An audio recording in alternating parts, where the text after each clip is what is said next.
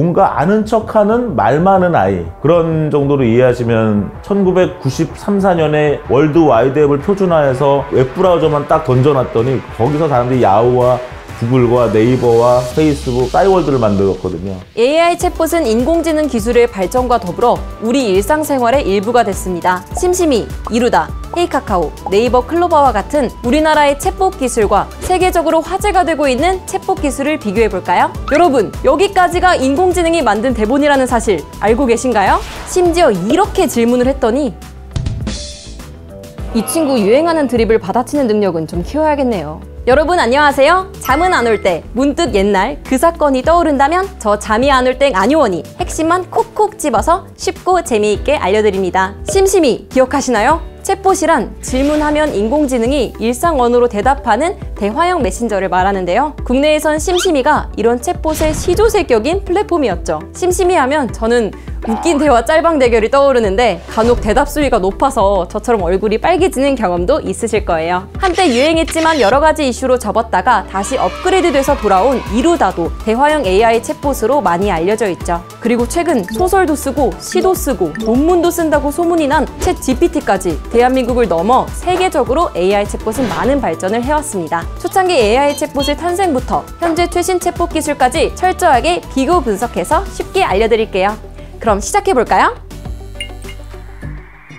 2016년 딥마인드의 알파고와 이세돌의 승부 이후 인공지능은 꾸준히 대중의 관심을 끌어왔습니다. 그렇다면 약 7년이 지난 23년 현재 인공지능 기술은 어디까지 발전했을까요? 1960년대 엘리자라는 챗봇이 세상에 처음 등장했습니다. 현재 시리의 선조격인 챗봇으로 버나드 쇼의 소설 피그말리온에 나오는 천민에서 귀부인으로 새로이 탄생하는 여성 일라이자 둘리틀에서 이름을 딴 것으로 알려져 있죠. 최초의 대화형 컴퓨터 프로그램으로 정신치료에 사용하는 역할로 만들어졌다고 하는데요. 질문을 유도하고 답변을 하면서 대화를 이어갑니다. 다만 개발자가 대화에 대한 규칙과 답변을 미리 정하기 때문에 대화의 주제와 방식에 한계가 있었습니다. 미리 몇 가지 규칙을 정해두고 대답을 하는 형식이었죠. 이후 수십 년간 챗봇은 이러한 규칙 기반 안에서 발전했습니다.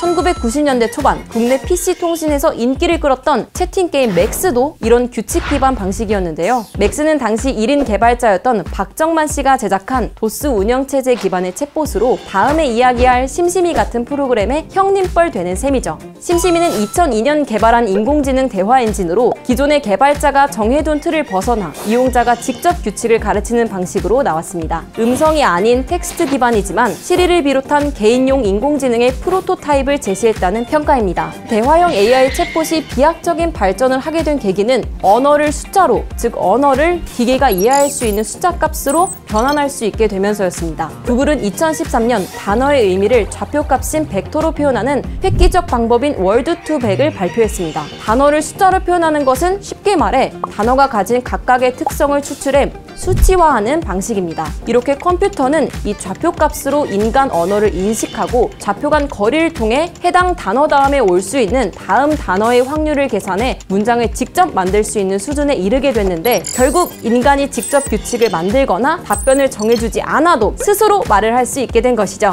여기에 기계가 스스로 학습하는 딥러닝 기술이 발전하면서 방대한 양의 언어 데이터만 AI에 학습시키면 인간의 언어를 이해하고 적절한 답변을 만들어 응답하는 것이 가능해졌습니다. 여기서 잠깐! 질문 테스트! 이루다와 헤이카카오 이들 모두 AI계의 킹갓 제너럴 재벌집 막내 아들 자비스처럼 되는 게 목표일까요? 정답은 아니다입니다. 현재 AI 챗봇은 크게 이루다, 심심이, 테이 등 마치 사람과 채팅을 주고받으며 농담하고 장난치는 기능을 담당하는 엔터테인먼트 용도의 대화형 AI와 헤이카카오, 하이퍼클로바, 지니, 챗 GPT처럼 농담에는 취약하지만 이용자의 궁금증을 해결해주고 여러 업무를 보조해주는 비서형 AI로 나뉘게 됩니다. AI를 기반으로 만들어졌지만 서로 다른 목적을 가지고 있기 때문에 하나로 정의할 수는 없지만 어쨌든 우리의 일상을 편하게 하기 위해서 만들어지고 있는 것은 확실하네요. Google is done. 요즘 화제되는 서비스가 하나 있습니다. 바로 챗 GPT라는 AI 챗봇인데요. 최근 국내외 IT 업계에서 가장 주목받는 기술인 AI 챗봇 챗 GPT는 지금까지 세상에 나온 챗봇 중에서 가장 똑똑하다고 합니다. 챗 GPT의 등장을 두고 영국 일간지 인디펜던트는 최근 구글은 끝났다는 도발 자발적 제야 기사로 IT 업계의 격변을 예고하기도 했는데요. 과연 구글을 뛰어넘을 만한 혁신적 기술일까요?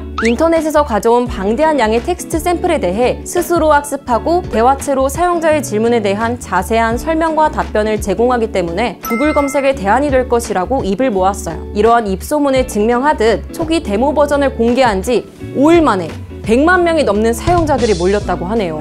도대체 어느 정도로 똑똑하길래 대중의 관심이 폭발했을까요? 여러 차례 반복된 문답에서도 어색하지 않은 대화를 주고받으며 맥락에 맞춰 대화 흐름을 이어가는 능력이 뛰어나고요. 질문자의 심리 상태를 반영해 단순 대화뿐 아니라 수학 문제 풀이와 작문, 보도자료 작성, 끝말잇기 등 복잡한 작업도 가능하다고 하니 화제가 안 될 수가 없겠죠? 챗GPT의 학습은 여전히 현재 진행형입니다. 사람들이 챗GPT를 쓰면서 입력한 데이터와 이에 대한 피드백을 반영해 추가적으로 학습 능력과 성능이 개선되고 있고요. 대화 맥락에 맞춰 알맞은 형식으로 표현할 수 있습니다. 그러나 아직은 오류가 많습니다. 영어 기반의 프로그램이기 때문에 한글로 입력 시 답변이 늦는 점을 확인할 수 있습니다. 또한 가끔 정확하지 않는 정보를 맞는 것으로 우기기도 합니다. 존재하지도 않는 책을 인용해 신뢰가 있는 것처럼 꾸민 답변을 내놓는 등 사실이 아닌 내용을 합리적으로 들리게 하는데 매우 능숙하다고 하고요. 심지어 틀린 답을 알려주면 이를 수긍하고 받아들이기까지 하죠. 즉 스스로 옳고 그름을 판단하는 능력이 떨어집니다. 몇몇 정보는 듣고자 하는 답변 내용과 유사한 내용으로 질문해야 정답을 말할 때가 있었으며 더 문제가 되는 것은 사용자가 질문에 대한 답변을 이미 알고 있지 않다면 챗GPT의 답변이 사실인지 아닌지 알기 어렵다는 것이겠죠. 또한 시, 소설 등 창작 능력이 화제가 되었지만 세부적인 설정을 지속적으로 잡아주지 않으면 유사한 내용으로 창작하는 것을 알 수 있었습니다. 한편 이루다나 심심이와 비교해 개그 능력도 떨어졌습니다. 한번 비교해서 볼까요? 오빠, 돈 많아? 오빠, 차 있어? 오빠, 집 어디야? 오빠, 나 있어.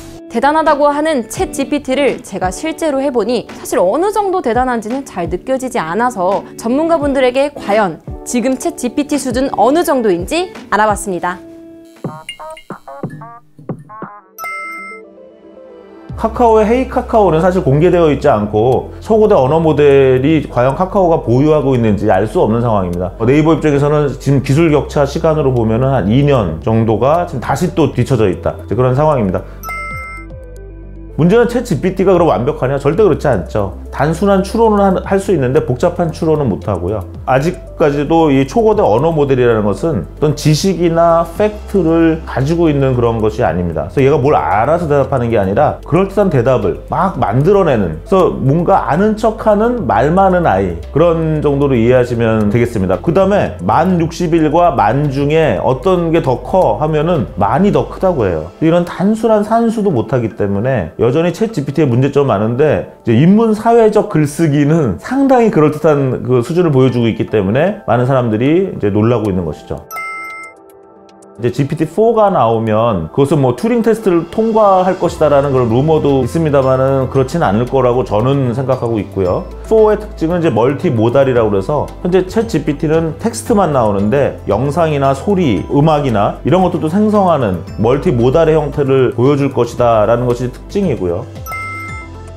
영화 허처럼 어떤 감성적인 것을 나누고 하는 것들은 아직은 아닌데, 이번에 챗GPT가 보여준 가장 큰 것은 영화 허가 될 수도 있겠네? 라는 어떠한 생각을 모든 사람들한테 심어줬다는 거야. 아, 이것이 불가능하지는 않겠구나 라는 것을 어떻게 보면 처음으로 일반 사람들한테까지도 알려준 사건이 됐고요. 저 같은 사람들에게도 사실 굉장히 큰 충격적인 기술의 발전이었다라고 말합니다. 현재 액션을 할 수 있느냐가 문제입니다. 아마존 알렉사, KT의 기가진이라든가 카카오의 헤이 카카오, 이런 인공지능 스피커가 잘 안 되는 것이 대화를 안 해서가 아니라 대화를 통한 액션과 연결되는 부분이 부족하거든요. 그래서 장난스러운 대화는 많이 가능할 것입니다. 마치 2년 전에 나왔던 이루다도 사실 충분히 장난스러운 대화가 가능했거든요. 그걸로 실용적인 일을 할 수 있는 거냐 하는 이제 문제가 있고요. 그 다음에 이런 대화형 AI가 앞으로 이제 버추얼 연예인에 적용될 것인가, 아직은 갈 길이 멀다고 생각을 해요. 왜냐면 연예인들이 한 번이라도 대답을 잘못하면 그 아우라를 잃어버리거든요. 이것을 만약 자동으로 챗봇으로 만들어놨을 때 수많은 사람 팬들이 대화를 할 것이고 거기서 이제 실수가 나오게 되면 오히려 그 버추얼 연예인의 브랜드나 충성도가 떨어지게 되어 있습니다. 그래서 사람들이 참고하고 혼자 사용하는 그런 챗봇으로 쓰고 비즈니스나 연예계나 그런 부분에서는 오히려 가야 될 길이 멀다라고 생각을 하고 있습니다. 사람들은 새로운 도구가 나왔을 때 악용할 수도 있고 오용할 수도 있고 남용할 수도 있지만 결국은 선용하는 방법을 찾아냅니다. 이번에 챗GPT 같은 것들이 나와서 앞으로 많은 사람들이 직장을 잃을 거라고 하는데 저는 반대라고 생각해요. 자동차가 나와서 마부가 직장을 잃은 것이 아니라 자동차 운전수가 되고 많은 사람들이 자동차를 활용하는 것처럼 지금 이제 인공지능이 발전하면 발전할수록 사람들은 인공지능을 활용해서 자기의 생산성과 창조성을 높이는 데 활용하게 될 것이라고 생각합니다. 초고대 언어 모델이라는 어떤 일반적인 모델이 하나 있기 때문에 이걸 가지고 굉장히 머리 좋은 사람들이 돈을 벌기 위해서 여러 응용을 붙이는 그런 어떤 집단지성이 이제 발생한다는 거죠. 마치 1993, 4년에 월드 와이드 앱을 표준화해서 웹브라우저만 딱 던져놨더니 거기서 사람들이 야후와 구글과 네이버와 페이스북, 싸이월드를 만들었거든요. 이제 아이폰이 2008년, 2009년에 나오니까 그 앱스토어라는 생태계에서 사람들이 이 스마트폰으로 어떻게 돈을 벌 수 있지 수많은 회사들이 나와서 오늘날에 카카오가 나오고 뭐 틱톡이 나오고 엄청난 회사들이 나온 거죠. 지금 약간 그런 느낌을 사람들이 받고 있다고 얘기를 하죠. 그러니까 1993년, 4년에 월드와이드 웹과 웹 브라우저가 나왔을 때 2007년에 스마트폰이 나오기 시작했을 때 그런 것처럼 이제는 하나 이런 판이 깔렸고 그것을 활용하려고 하는 많은 사람들의 어떠한 욕망, 열정 이런 것들이 결합되면 현재 기술 한계를 뛰어넘는다거나 아니면 현재 기술 한계 내에서 될 수 있는 어플리케이션을 찾는 그런 것들이 상당히 빨리 나올 수 있을 거라고 생각을 하고 있습니다. 자비스, 적의 데이터를 모두 뽑아봐. 네, 주인님. FBI, CIA, 구글에 있는 적의 정보를 모두 뽑아보았습니다. 영화 아이언맨에서 주인공인 토니 스타크와 그가 말하는 대로 척척 처리해주는 인공지능 비서 자비스. 현재와 같은 추세라면 자비스 같은 대화형 인공지능 비서 챗봇이 대중화될 날도 머지않아 보이는데요. 지금까지 알아본 AI 챗봇에 대한 내용들은 좀 어떠셨나요? 심심이, 이루다, 챗GPT까지 빠르게 변화하고 있는 AI 챗봇의 미래가 어떻게 펼쳐질지 저도 매우 궁금한데요. 여러분들의 생각은 어떠신지 댓글로 남겨주세요. 구독과 좋아요 부탁드려요. 그럼 안녕! 그래서 너희 꿈은 뭐야? 아이언맨의 자비스야?